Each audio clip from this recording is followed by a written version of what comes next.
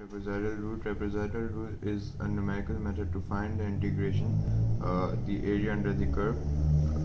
It uses the Taylor series expansion method, and we know that the difference between 2x is an h, and to find which is known as the step interval, this h should be constant throughout the function.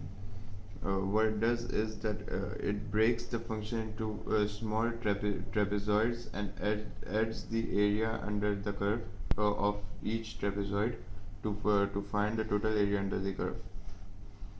By solving this equation, taking n common in the Taylor series expansion equation and plugging the n value, which is n is equal to 1, we get the value the a1 is equal to hn upon 2 y0 plus y1.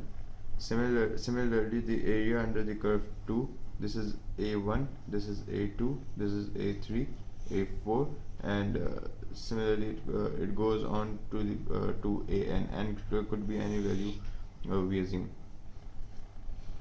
The total summation of area becomes, as we can see, that y0 and yn are the two values which are not repeated, otherwise all the other values are repeated. So we add them and multiply it by 2, and add the other two values which are y0 and yn, multiply it by h and n, which is 1 upon 2. We are going to teach it to you using an example.